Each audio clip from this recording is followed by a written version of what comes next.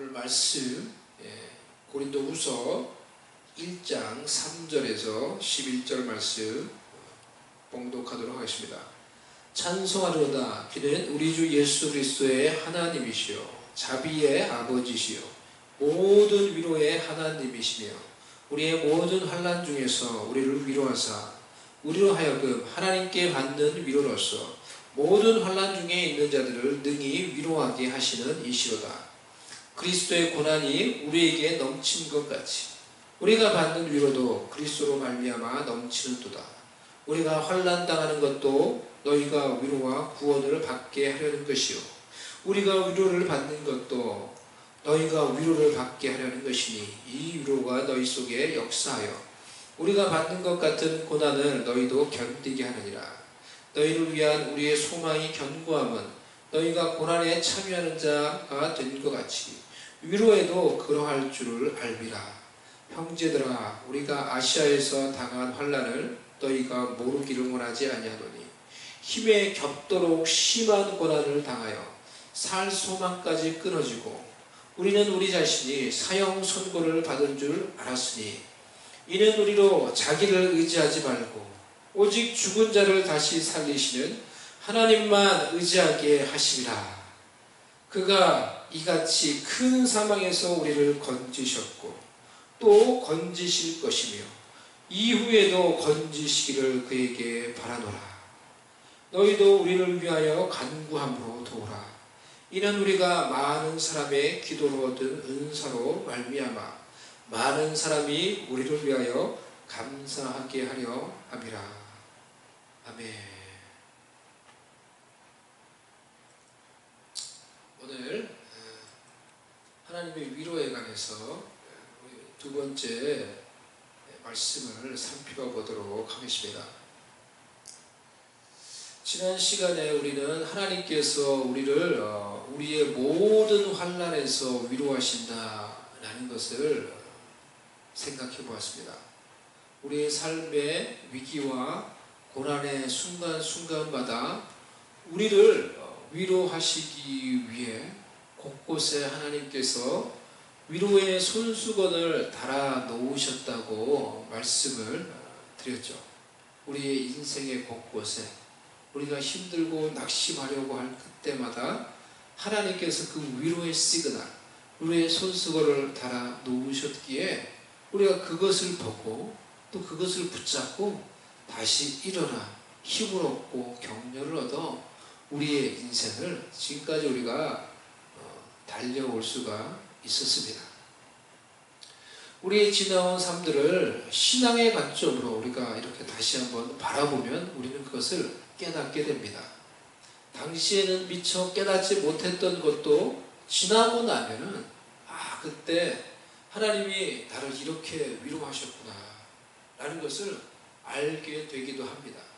정말 너무 힘이 들고 너무 내 마음이 어렵고 답답할 때, 슬플 때 그때는 하나님이 더욱 우리 곁에 가까이 계셔서 나를 붙들어 주시고 그 곁에서 나를 붙들며 나에게 말씀해 주시고 그것이 파라칼레오라고 했죠.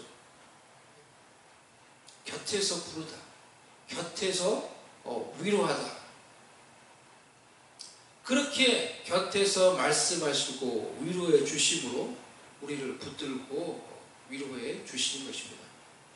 어쩌면 지금이 하나님이 더욱 곁에서 우리를 붙들어 주시고 위로해 주시기를 원하는 시간이 될지 모르겠습니다.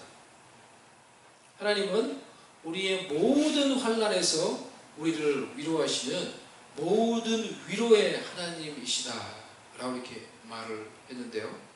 그러면 하나님이 구체적으로 어떻게 우리를 위로하시는지 오늘 살펴보도록 하겠습니다. 첫 번째로 하나님께서 직접 말씀을 통하여 내적 음성을 통하여 우리를 위로하십니다. 우리가 하나님의 말씀을 읽고 묵상할 때 성령께서 그 말씀을 깨닫게 하심으로 하나님께서 그 말씀을 통해 우리에게 말씀해 주심으로 우리를 위로합니다. 혹은 우리 속에서 그 말씀 가운데서 또 우리 환경 가운데서 깨닫게 하시는 내적 음성으로 우리를 위로해 주실 때가 있습니다. 지금은 사람과 사람을 만날 수 없는 비대면의 그런 환난의 시대입니다. 우리는 지금 바이러스 때문에 이런 새로운 시대, 우리가 한 번도 겪어보지 못했던, 살아보지 못했던 새로운 시대, 새로운 환경 속에 살고 있습니다. 이런 비대면이 일상화되고 있는 상황 속에서 하나님과의 영적인 대면의 시간을 우리가 더욱 늘리고 활성화시키고 강화해 갈 수 있는 우리가 될 수 있기를 바랍니다. 그럴 때 환난이 와도, 어려움이 와도 그 어려움 속에서도 곁에서 우리와 함께 하시고 말씀하시고 인도하시는 하나님으로 인해서 우리가 이 환난을 능히 이길 수 있게 되는 것입니다. 바울도 복음을 전할 때 얼마나 환난을 많이 당했습니까? 바울이 예루살렘에서 복음을 전하며 극심한 고난을 당했죠. 신문받고 재판받고. 그럴 때 예수님께서 그의 곁에서 말씀하시기를, 바울아 힘을 내라, 담대해라, 네가 예루살렘에서 뿐만이 아니라 로마에 가서 나를 증언해야 될 것이다 라고 이렇게 말씀을 해주셨죠. 사도행전 23장에 보면요. 그래서 우리가 개인적인 말씀 묵상과 기도의 시간을 통해서 우리는 우리와 같이 이와 같으니 우리가 인격을 가지고 계시듯이 우리와 같이 이렇게 신격을 가지고 계신 살아계신 하나님과 교제하게 되는 것입니다.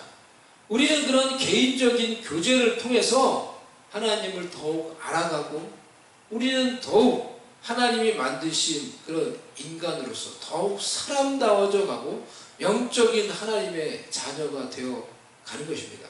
그렇지 않고 이 비대면의 시간에 우리가 사람과도 대면을 하지 못하고 하나님과도 대면을 하지 못하고 그러면서 결국 기계와 늘 대면을 하면서 우리가 인터넷과 스마트폰과 어떤 다른 것과 컴퓨터와 이런 것들과만 늘 대면하는 시간을 가진다고 하면은 점점 우리 속에 사람다움과 우리 속에 진정한 영성을 우리가 잃어버리게 되는 것입니다. 극도의 개인주의와 이기적인 사람이 되어가는 거예요. 기계를 대하면 대할수록 사람이 그렇게 되어간다는 걸 알 수가 있어요. 느낄 수가 있어요. 사람들이 자기를 사랑하며 자기만을 생각하는 사람이 자기를 사랑하며 말세 때에 나타나는 중요한 특징이라고 바울이 말씀을 했죠. 무정하고 무자비하며 하나님께서 진노하시는 진노의 대상이 되는 그런 사람들이 가지고 있는 특징이 로마서 1장에서 무정하고 무자비하며 사람들이 그렇게 된다고 그랬어요. 기계를 점점 우리가 전자기기 컴퓨터에만 그렇게 몰두하게 될 때 사람이 극도의 개인주의에 빠지게 되는 것을 우리가 볼 수가 있습니다. 그런 인터넷에서 그런 뉴스를 한 몇 년 전에 본 것 같습니다. 어떤 컴퓨터 게임에 중독되어 있던 이 젊은 신혼부부가 며칠 동안 정신없이 컴퓨터 게임을 하더라고. 그냥 잠도 안 자고 그 게임에 빠져서 그렇게 살다가 자신의 갓난아기를 굶겨서 죽인 일이 있었습니다. 그 아이도 이제 돌아볼 겨를도 없고 거기에 관심도 없고 잊어버리고 게임하다 그냥 아이를 굶겨 죽이는 거예요. 그런 일이 실제로 일어났습니다.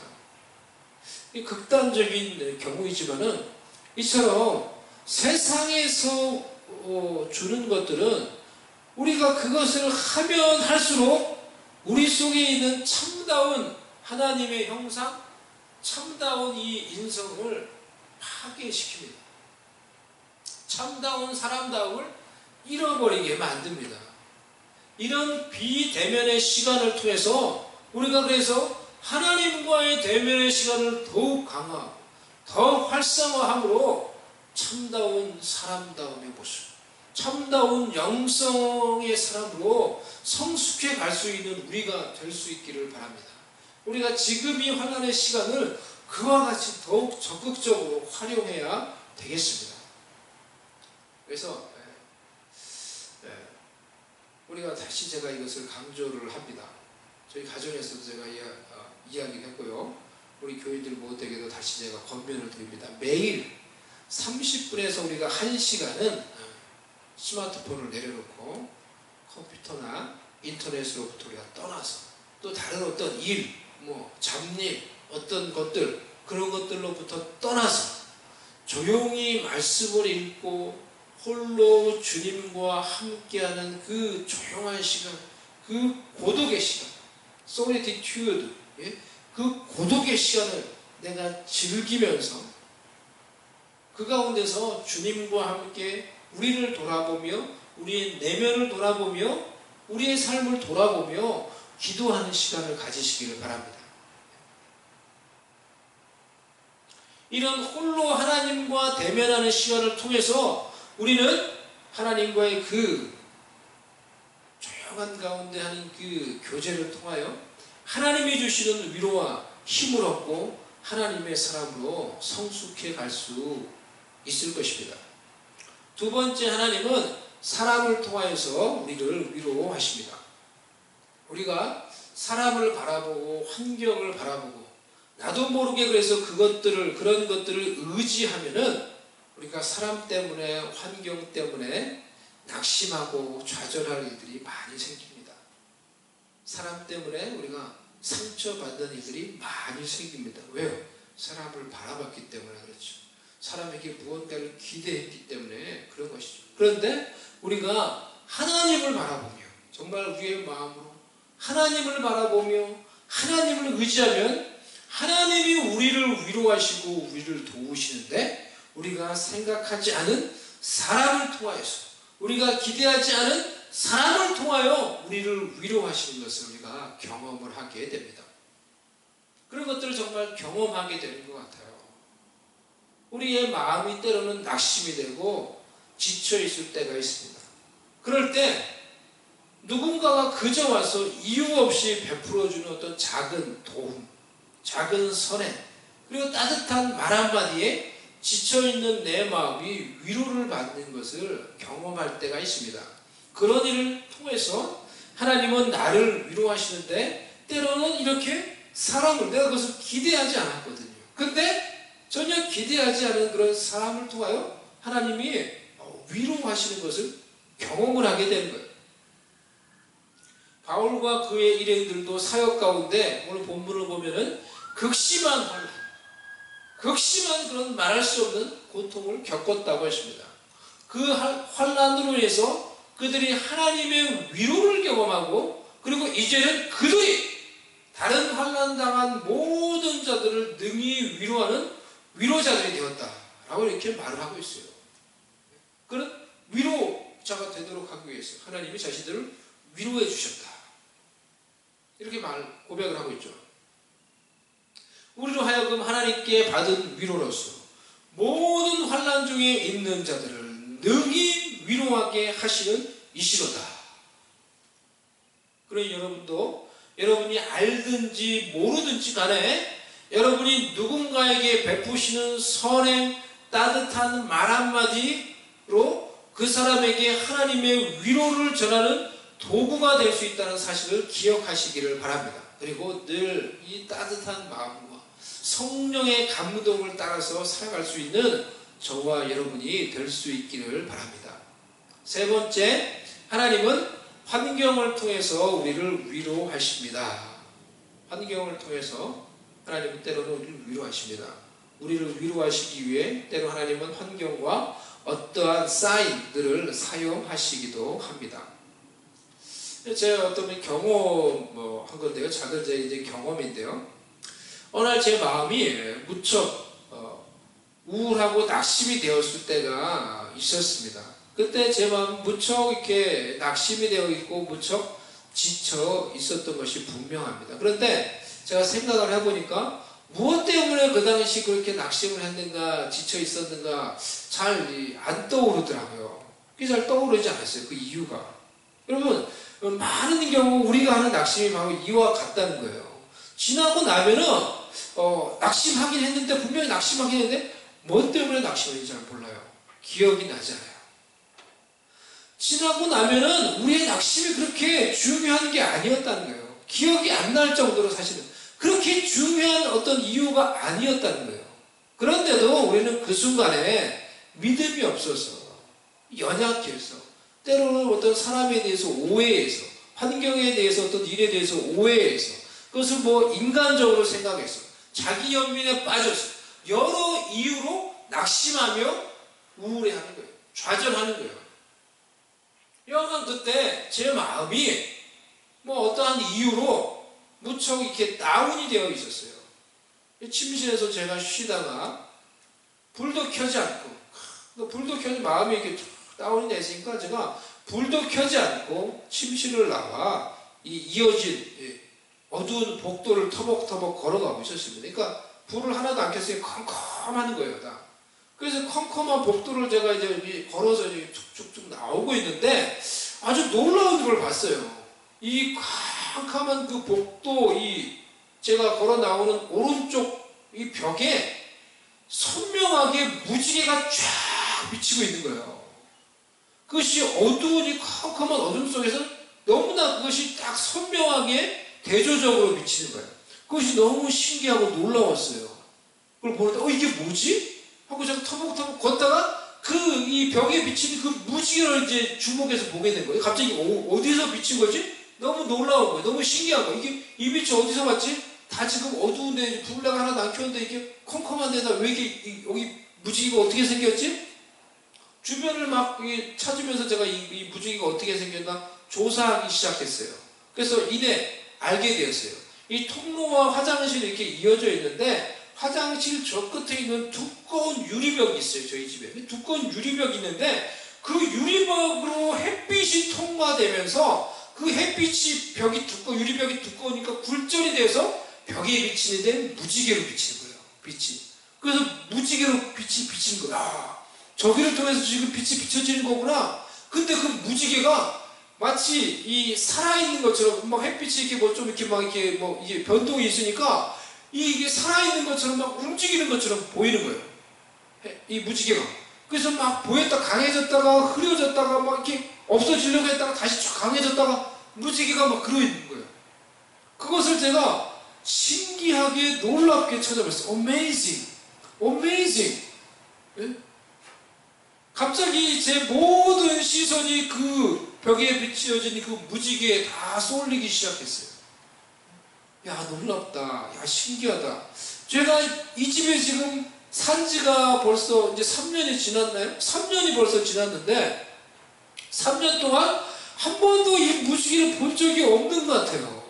무지개가 전에도 뭐 이렇게 비춰졌을 수도 있고 한 번도 그것을 내가 주목해서 본 적도 이렇게 본 적이 한 번도 없었어요. 근데 내가 그날 내 마음이 참으로 낙심되어서 마치 내 마음처럼 빛도 그냥 어두운 내 마음처럼 빛도 하나 안 켜고 그냥 제가 이 침실과 복도를 어두운 그 복도를 터벅터벅 걸어 나올 때 하나님이 그 벽이 빛을 통해 무지개가 비춰지게 하고 그 무지개를 저에게 보게 해주셨어요. 그 무지개를 보여주셨어요. 그 무지개를 그래서 신기하게 이렇게 쫙 보는 동안에 그런 생각이 들었습니다.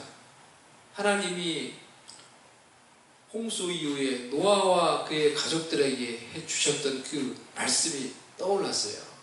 하나님이 노아와 그의 가족들을 홍수로 인해서 그들이 살아나왔지만은 모든 사람이 다 죽고 그들의 마음이 얼마나 지치고 얼마나 많이 상심되어 있고 얼마나 많이 이렇게 어째 보면 이제 힘이 들고 다운이 되어 있었겠습니까? 그런 노아와 그의 가족들에게 하나님이 그들을 위로하시며 말씀하신 거예요. 내가 다시는 이 홍수로 세상을 심판하지 않을 것이다. 노아야, 내가 다시는 이 물로 홍수로 세상을 심판하지 않을 거야. 그리고 그 증표로 너희들에게 무지개를 준다. 너희가 무지개를 볼 때 그것이 내가 너에게 주었던 이 약속의 증거이다. 하나님 그렇게 말씀해 주셨죠. 그렇게 하면서 이 노아와 그의 가족들을, 지쳐있는 그들을 위로해 주셨죠. 그 말씀이 떠올랐어요. 그때 노아와 가족들을 위로해 주기 위해 하나님께서 무지개의 약속을 주셨던 그 말씀이 떠올랐어요. 그리고 마치 이 지쳐있는 내 마음속에 하나님이 이렇게 말씀하시는 것 같았어요. 수동아, 내가 너와 함께한다. 내가 너와 함께한다. 그러니 힘을 내거라. 힘을 내거라. 내가 너를 위로하기 원한다. 내가 너와 함께한다. 그렇게 제 마음속에 그날 그 무지개를 통해서 그렇게 말씀하신 것 같았어요. 제가 그날 그래서 그 무지개와 내 마음속에 하나님께서 주시는 어떤 그런 내적인 음성을 통해서 제 마음에 다시 힘을 얻었어요. 제가 위로를 받았어요.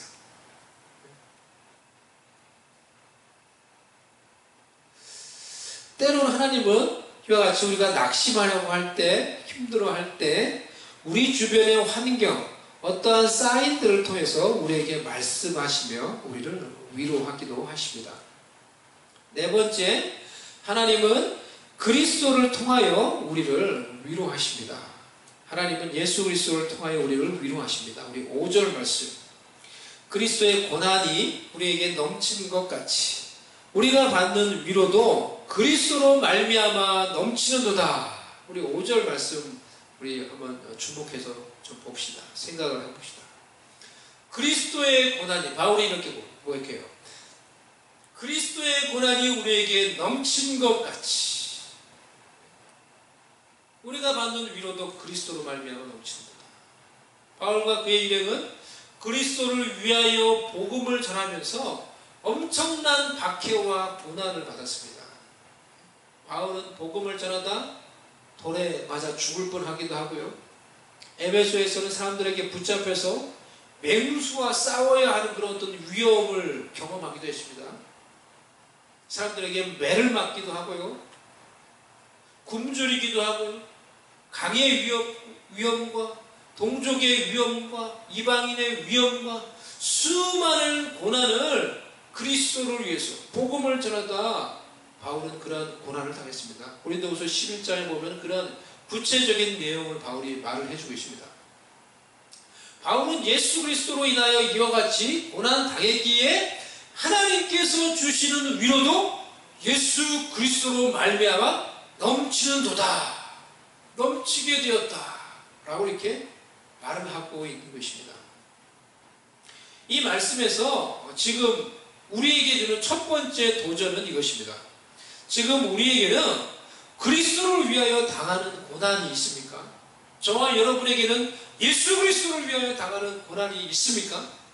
지금은 많은 사람들이 예수님을 믿어서 유익을 얻고 은혜를 받고 복을 받으려고만 하지 그리스도를 위해서 친히 고난당하려는 사람은 찾아보기가 쉽지 않습니다.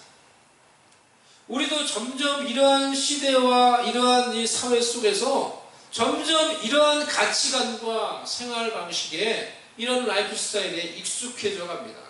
주님으로 인해 얻는 놀라운 은혜, 능력, 복, 권세, 영광 이런 것들은 우리가 사모하지만 이런 것들을 우리가 사모하며 추구하지만 주님을 위해서 우리가 수고하고 고난당하는 일은 점점 우리의 삶 속에서 기피하게 되고 우리의 삶과 점점 멀어지는 일이 되어가고 있는 것 같습니다. 여러분 어떻습니까? 여러분 지금 어떻습니까? 주님을 위해 당하는 고난과 주님을 위해 친히 감당하는 그런 수고가 있습니까? 사랑하는 여러분, 지금껏 우리가 주님의 놀라운 은혜로 살아왔다면 주님께 내가 놀라운 구원의 은총을 받은 자라면 적어도 저와 여러분이 그것을 알고 깨달은 자라면 이제 우리도 우리의 남은 인생에서 주님께서 주시는 귀한 은혜와 복을 더욱 사모하며 그것을 추구하며 그것을 누릴 뿐만 아니라 주님을 위해서 주님이 시키시는 일을 위해서 기꺼이 수고하고 봉사하며 친히 고난조차도 감당할 수 있는 자들이 될 수 있기를 바랍니다. 교회에서 우리가 직분이라는 이름으로, 사역이라는 이름으로 어떤 일들을 감당할 때 우리의 수고와 봉사가 그리스도를 위해서 하는 수고와 봉사가 되기를 바랍니다. 지금까지 저희 교회가 작다가 보니까 저희 자녀들이, 우리 아이들이 이런저런 일들로 늘 섬기며 봉사하며 저를 도와줍니다. 제 설교를 영어로 번역하는 일을 우리 하랑이, 그리고 지금은 같이 우리 가은이, 영현이, 하원이까지 같이 이제 나눠서 늘 수고하며 이것을 번역하는 일을 해요. 카메라 녹화하는 일, 악기 봉사하는 일, 여러 일들로 우리 아이들이 때로는 뭐 별 사람이 없으니까 어쩔 수 없이 때로는 그렇게 여러 일들로 섬깁니다. 그런데 이 일들이 우리 자녀들에게 이 일들이 단순히 아빠가 목사니까 그냥 어쩔 수 없이 하는 그러한 봉사가 아니라 그리스도를 위해서, 그 마음속에서 그리스도를 위해서 하는 그런 봉사와 수고가 되도록 그러한 마음으로 봉사하며 수고하기를 제가 부탁을 드립니다. 그렇게 할 때 그리스도께서 주시는 위로가 넘치게 될 거예요. 하나님께서 갚아주시는 위로와 은혜가 있게 될 것입니다. 우리 성도님들도 마찬가지입니다. 교회가 작고 지금은 바이러스로 인해서 우리가 너무 무언가를 하기가 참 어려운 상황이지만은 이러한 가운데에서도 우리가 그리스도를 위하여 할 수 있는 봉사와 수고들이 있을 것입니다. 많이 있습니다. 있죠. 그것이 내가 어떤 분들을 위해서 전화드리는 것이 될 수도 있고요. 한번 내가 내 마음속에 기도하는 가운데 떠오르는, 생각나는 그분을 위해서 내가 전화하며 안부를 묻으며 그분을 위로하며 격려하는 그런 일이 될 수도 있고요. 누구를 위해서 기도해 주는 일이 될 수도 있습니다. 어떤 한 낙심한 분이 제가 어디에서 봤는데요. 이분의 어떤 간증이었어요. 이분이 참 낙심해서 그의 삶이 참 갈등과 그런 방황 가운데 어찌할 줄을 모르고 그러고 있을 때 교회에서 전화가 온 거예요. 교회에 어떤 이 평신도 사역자였던 것 같아요. 그분이 전화를 한 거예요. 전화해서 누구누구씨 제가 당신을 위해서 기도해 주기를 원해서 왜 전화했냐니까 당신을 위해서 기도해 주고 싶어서 전화했다는 거예요. 내가 당신을 위해서 기도해 주기 위해서 전화했는데 무엇이라고 기도하면 좋겠어요. 그분의 지금 상황이 막 낙심하며 갈등하며 방황하고 있어. 그때 그 전화를 받고 그분이 너무나 위로를 받은 거예요. 너무나 힘과 격려를 받은 거예요. 그리고 그분의 삶이 변화되었어요. 이게 실제 어떤 분의 간증입니다. 지난주에 우리가 서로 이렇게 연결이 안 되고 좀 이렇게 멀어져 있는 분들, 교회에 오기가 더 이제 힘든 그런 분들, 우리가 서로 돌아보자라고 제가 말씀을 드렸는데요. 우리 송미영 권사님, 박인순 권사님 또 여러분들이 교회에 못 나오는 분들을 위해서 전화 연락을 취했다고 이렇게 말씀을 해주셨어요. 그 말을 듣고 제 마음이 참 기뻤습니다. 작은 일이라도 우리가 그리스도를 위하여 수고하며 봉사할 때, 그러한 마음으로 수고하며 봉사할 때 그 수고 속에, 때로는 그 고난 속에 그리스도께서 주시는 위로가 넘치게 될 것입니다. 아멘. 우리가 삶 속에서 그리스도를 위하여 수고하며 봉사할 때 하나님께서 그리스도를 통해 위로가 넘치게 주십니다. 이 넘치는 도다라는 이 단어가 이 시제가 현재형이에요. 현재. 지금 하나님의 은혜가 그리스도를 통해 넘치고 있다라는 거예요. 지금 여러분의 삶 속에 그리스도를 위한 수고와 그리스도를 위한 봉사와 그리스도를 위한 고난이 있습니까? 바로 지금 그런 여러분에게 그리스도를 통하여 하나님의 위로가 넘치고 있는 것입니다. 그런 여러분에게 지금 하나님의 넘치는 은혜가, 위로가 베풀어지고 있는 거예요. 그런 하나님의 위로를 여러분 생각해 보시기를 바랍니다. 바라보시기를 바랍니다. 하나님이 그런 자들을 지금 위로하고 계세요. 또한 우리가 예수 그리스도를 바라볼 때 하나님은 예수 그리스도를 통하여 우리에게 넘치는 위로를 베풀어 주십니다. 그리스도를 통하여 우리에게 위로가 그리스도로 말미암아 넘치는도다. 여러분 노란 손수건이라는 그런 이야기를 아시나요? 이 이야기는 1900년 초에 실제로 있었던 이야기라고 합니다. 아시는 분들 한번 이제 들어보시기 바랍니다. 뉴욕에서 그 당시에 뉴욕에서 플로리다로 가는 그 버스 안에서 있었던 이야기예요. 뉴욕에서 플로리다로 가는 이 버스 안에서 플로리다로 이제 대부분 여행을 떠나는 젊은 남녀들이 그 버스 안에 타고 있었습니다. 그러니까 얼마나 이 사람들이 막 플로리다로 여행 가는 거예요. 지금 바캉스 떠나는 거예요. 그러니까 얼마나 막 기쁘고 들뜨고 막 노래도 불렀다가 고함도 질렀다가 야 우리 이제 플로리다 가면 그 바다에 우리 들어가는 거야. 뭐 이렇게 소리도 질렀다가 막 음료수도 마시고 술도 마셨다가 막 버스 안에서 정말 신나게 막 이렇게 기뻐하면서 이들이 가는 거예요. 막 휴가를 즐기면서 가고 있는 것입니다. 그런데 유독 모든 사람들이 다 이렇게 기뻐하고 즐거워하고 막 박장대소하고 웃으면서 노래 부르고 막 이러고 가는데 유독 한 사람만 그 분위기에 동조하지 않고 조용하다 못해 그 얼굴이 너무나 어둡고 침울하게 가만히 자리에 앉아있는 그런 한 사람이 있었어요. 시험이 덥석해가지고 얼굴이 초췌한 모습으로 어떤 이 한 중년의 남성이 그러고 앉아있는 것입니다.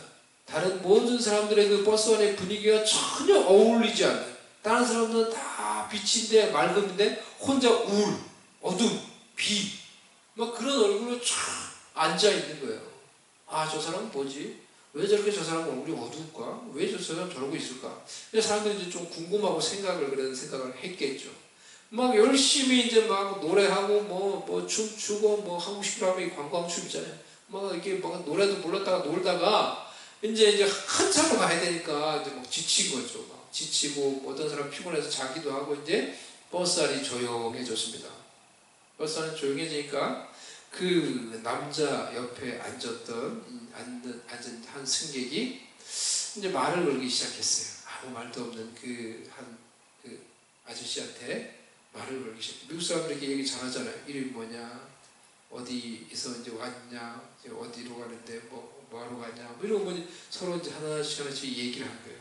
이렇게 하나씩 얘기하다가 이 사람이 자기의 마음을 이제 열고 이야기를 하기 시작했어요. 이 사람의 이름은 빙고라는 사람이었어요. 이름이 빙고예요. 이름도 재밌죠. 빙고라는 이 사람인데, 당신은 왜 플로리다 갑니까? 왜 플로리다 가세요? 이렇게 물어보니까 빙고가 자신의 속 이야기를 꺼내기 시작했어요.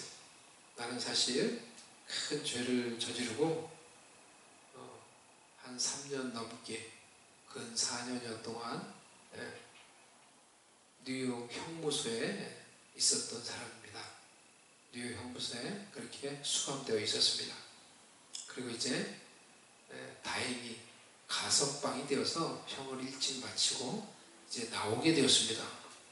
플로리다는 왜 가세요? 그러니까 긴장하면서 얘기를 듣는 거죠. 이 사람은 지금 막 감옥에서 나왔다고 하니까 플로리다 제 집에 가는 것입니다. 제 아내가 있는 집에 가고 있습니다. 아니 그러면은 지금 이제 형도 다 마치고 아내가 있는 집으로 가는데 그 기쁠 텐데 왜 이렇게 얼굴이 어둡고 이렇게 우울하세요? 왜 이렇게 뭔가 이렇게 근심이 가득한 얼굴로 이렇게 앉아만 계세요? 그분께서 자기의 이야기를 시작합니다. 저는 큰 죄를 저지르고 감옥에 가게 되었어요. 제가 감옥에 가서 아내에게 편지를 썼습니다. 여보, 나는 이제 큰 죄를 저질러서 오랫동안 당신을 만날 수 없을 것 같아요. 나를 용서해달라 그렇게 제가 말하지 않겠어요. 그리고 나를 기다려달라고도 그렇게 말하지 않겠어요. 당신이 홀로 사는 것이 너무 힘들면은 당신이 재혼해도 좋아요. 저를 기다릴 필요 없어요. 그렇게 이야기를 했어요. 그리고 나에게 편지하지 않아도 돼요. 그런 어떤 내용들을 적어서 아내에게 붙였다고 합니다. 그리고 나서 아내에게 어떠한 답장도 받지 못한 거예요. 그 3년여 기간 동안에 자기가 편지를 보낸 이후 한 번도 아내에게 답장을 받지 못했어요. 편지를 안 보내도 된다고 했더니 정말로 아내가 한 번도 연락을 하지 않은 것입니다. 그러니까 아내가 어떻게 됐는지, 어떠한 상황인지, 혹시 재혼을 했는지 전혀 알지 못하는 거예요. 자기가 생각보다 일찍 이제 형을 마치고 가석방 되어서 이제 나가게 되었을 때, 나가기 전에 다시 집으로 편지를 보냈어요. 여보, 내가 이제 일찍 형을 마치고 나가게 되었다고. 내가 감옥에서 나오면은 그 플로리다 집을 지나가게 될 거라고. 근데 내가 당신의 상황을 알지 못하니까 혹시 당신이 나를 아직도 받아주고 용서해 줄 수 있다고 하면은 마을 어귀에 있는 참나무, 큰 나무에 거기에 노란 손수건 하나를 달아주세요. 그럼 내가 그것을 보고 당신이 나를 용서하고 받아준 줄 알고 제가 집으로 갈 것이요. 만약에 당신의 상황이 그렇지 못하다고 하면은 또 다른 상황이고 또 당신이 나를 용서하고 받아줄 수 없는 그러한 상황이라고 하면은 아무것도 달지 않으면 돼요. 그럼 저는 그냥 버스를 타고 그냥 그곳을 지나가서 어디론가 그냥 가게 될 것입니다. 내 인생을 위해서 그냥 다른 곳을 향해 갈 것입니다. 그렇게 편지를 보낸 거예요.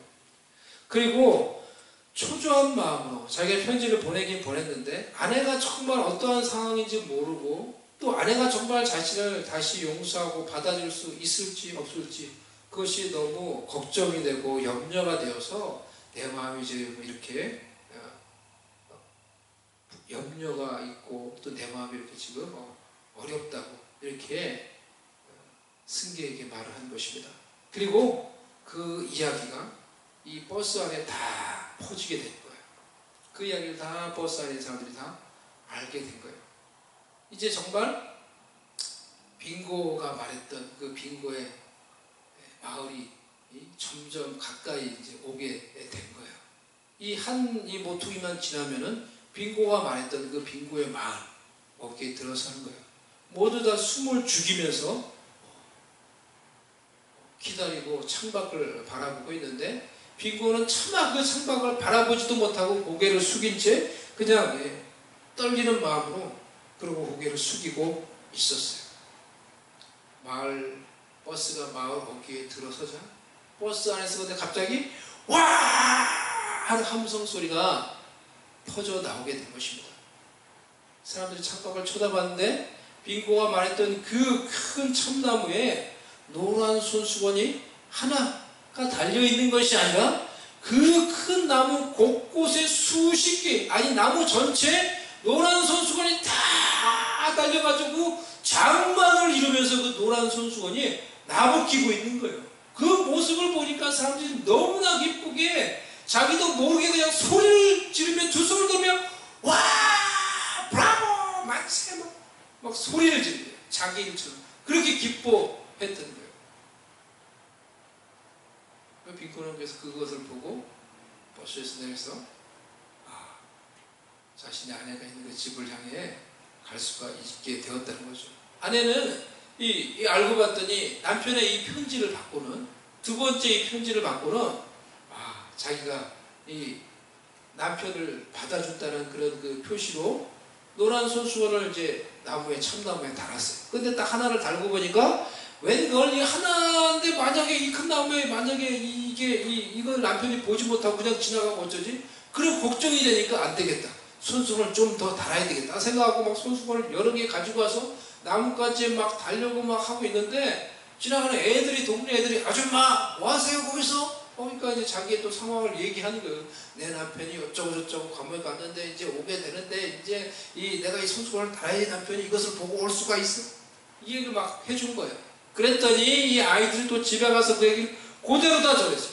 그러자 마을 사람들이 다 나와서 내가 도와줄게 하고는 손수건을 가지고 와서 노란 손수건마다 죄다 나무에다 달아가지고 나무 전체가 노란 손수건으로 완전히 장관을 이루며 이게 나부끼게 되었다는 것입니다. 그것이 노란 손수건 이야기예요. 실제로 있었던 그런 전설 같은 이야기라고 합니다. 이 이야기를 어떤 한 칼럼 기자가 나중에 한참 후에 어떤 신문에 실어서 이것이 이제 전국적으로 알게 되었고, 그리고 나중에는 1973년도에는 이 내용을 가지고 이렇게 팝송도 만들었습니다. Tie a yellow ribbon round the old tree 라는 제목으로 이 노래를 만들어서 큰 인기를 끌었다는 거예요. 그래서 지금도 그런 노란 리본이 좀 그런 의미를 가지고 있어요. 다시 돌아와야 돼. 꼭 돌아와. 어떤 그런 의미, 그런 메시지를 담고 있는 것이죠, 지금도. 예수님이 바로 하나님께서 나무 전체에 달아놓은 노란 손수건 같으신 분입니다. 그렇다는 생각이 들었어요. 하나님이 우리를 얼마나 사랑하시고 얼마나 위로하기를 원하시는지 혹 우리가 잘 모를까봐 그 여인이 이 나무가지 전체에다 노란 손수건을 달아 놓았듯이 하나님이 예수님을 통하여 하나님의 사랑, 하나님의 위로의 손수건을 가득 달아 놓은 거예요. 혹 우리가 그것을 잘 모를까봐, 혹 우리가 그것을 그냥 지나칠까봐, 하나님의 그 위로의 마음, 하나님의 마음이 어떤지 잘 모르고 우리가 그냥 낙심하고 그냥 지나칠까봐 예수님을 통하여 하나님의 위로의 손수건을 가득 따라서 나붓기도록 도저히 그것을 못 보지 않도록 하나님께서 그것을 우리 가운데 허락해 주신 것입니다. 그래서 우리가 예수님을 생각하면 생각할수록, 예수님을 알면 알수록 예수님을 통하여 하나님의 위로가 우리 가운데 가득 넘치게 되는 것입니다. 죄악 가운데 고아와 같이 살던 우리를 얼마나 사랑하시고 우리를 위로하기를 원하셨으면 예수님을 보내셔서 우리 가운데 함께 살게 해주셨어요.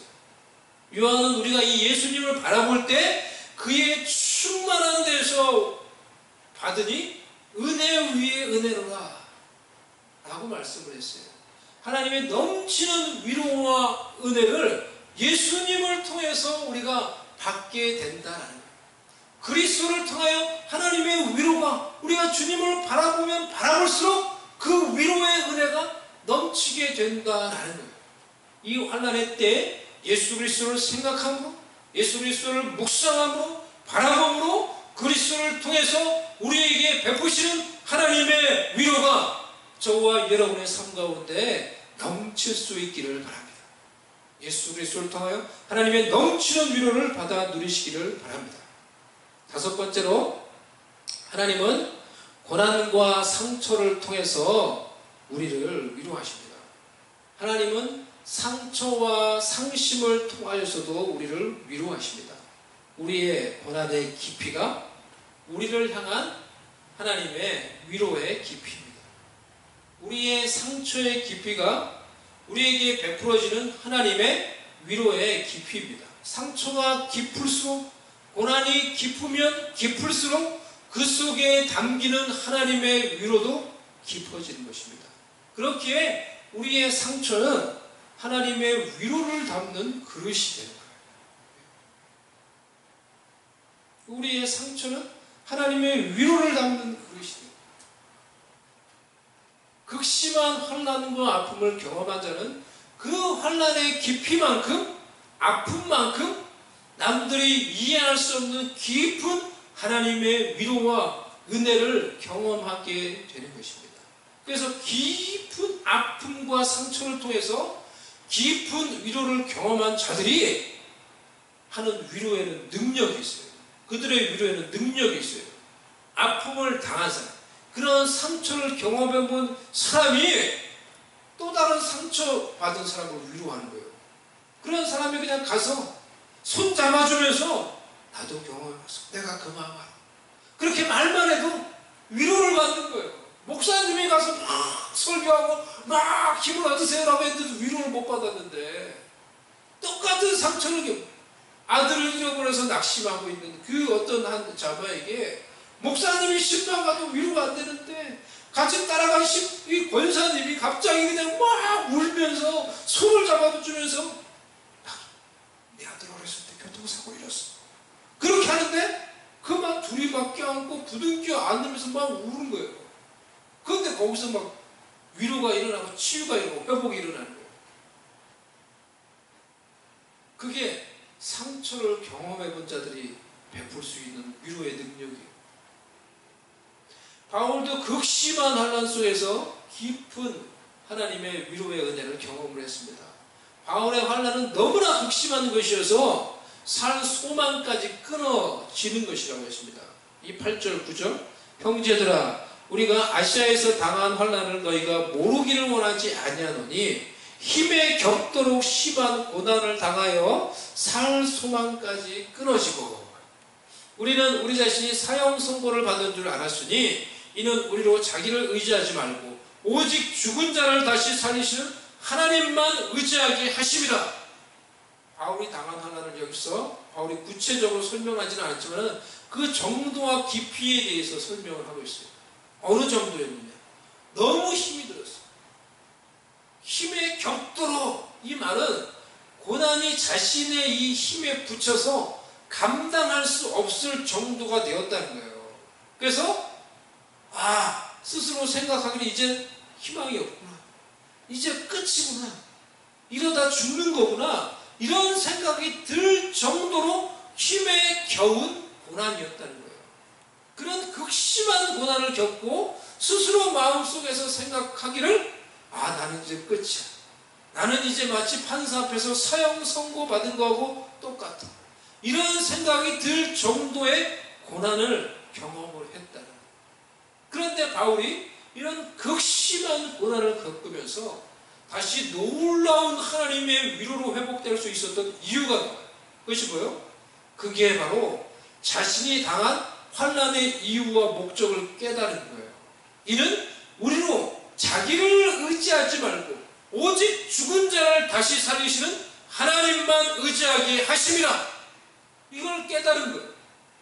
극심한 환난 속에서 죽을 것 같은 그런 고난 속에서도 바울이 이 고난을 통해서 이제 내가 죽는구나. 단순히 이렇게 생각한 것이 아니라 이 고난을 통해 내가 오직 하나님만을 의지해야 되는구나. 그것을 위해서 하나님 내게 지금 이 고난을 주는 거구나 라는 것을 깨달았다는 거예요. 자신의 고난과 환난의 목적을 깨닫고 그 환난을 통해서 오직 다시 하나님만을 의지하는 사람이 되었던 거예요. 그렇게 했을 때 그 고난을 통해서 놀라운 하나님의 위로의 은혜와 능력을 경험하고 고난을 능히 이기는 그러한 사람이 될 수가 있었던 것입니다. 더 나아가서 자신이 받은 그 놀라운 위로로 이제 다른 모든 환난 당하는 자들을 능히 위로하는, 능히 그들을 위로할 수 있는 위로의 사람이 될 수 있게 되었다는 거예요. 사랑하는 성도 여러분, 고난이 있습니까? 지금 환난이 있습니까? 고난의 정도와 깊이보다 더 중요한 것은 그 고난을 허락하신 하나님의 목적을 깨닫는 거예요. 그것이 뭐예요? 그것은 이 고난으로 저와 여러분이 오직 하나님만을 의지하도록 하기 위해서 지금 우리의 삶에 여전히 환난과 고난을 허락하고 있다는 것입니다. 하나님은 저와 여러분의 고난이 무엇이든지 간에 지금 우리가 겪는 환경과 어려움과 환난이 무엇이든지 간에 그것을 통해서 저와 여러분이 오직 하나님만을 의지하기를 원하시는 거예요. 그것을 위해서 지금도 우리 가운데 여전히 어려움을 허락하시고 고난을 허락하고 계시다는 거예요. 이 사실을 깨닫고 지금 우리의 환경과 지금 우리의 환난 속에서 오직 하나님만을 의지함으로 모든 방법으로 우리를 위로하시고 환난을 통해서 더 깊은 은혜로 우리를 위로하시는 하나님의 위로의 은혜와 능력을 깨닫고 경험하시고 우리가 받은 그 위로로 능히 다른 환난 당한 자들을 능히 위로할 수 있는 하나님의 위로자들 될 수 있기를 주님의 이름으로 간절히 축복을 드립니다. 아멘. 우리 다 같이 이 시간에 오늘 나눴던 이 말씀을 생각하며 우리 같이 이 시간에 잠시 기도하도록 하겠습니다. 말씀을 생각하며 우리 잠시 침묵하며 기도하도록 하겠습니다.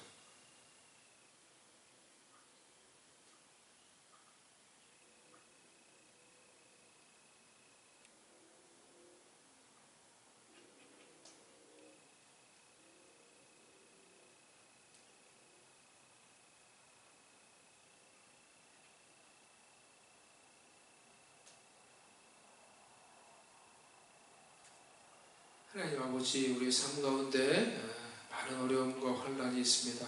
이 환난 속에서도 우리를 능히 위로하시는 그 하나님의 위로를 바라보며 고난을 통해서 더욱 하나님만을 의지하는 그러한 자들로 우리를 세우시기를 원하시는 그 하나님을 바라보며 더욱 주를 의지하고 우리의 환난과 어려움을 하나님의 위로로 능히 이길 수 있는, 능히 견딜 수 있는 우리가 되게 해 주시옵소서. 그래서 하나님의 위로로 다시 힘을 얻고 회복함을 얻고 하나님이 주시는 이 위로의 은혜와 능력으로 능히 또 다른 자들을 위로하며 세우며 하나님의 뜻을 이뤄갈 수 있는 주의 백성들 될 수 있도록 우리 모두에게 은혜를 다하여 주시옵소서. 힘을 다하여 주시옵소서.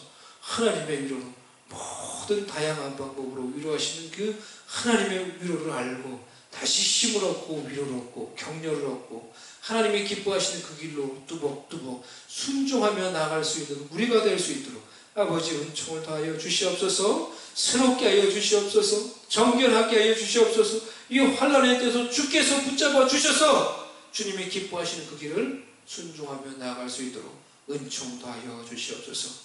예수님의 이름으로 기도드리옵나이다. 아멘.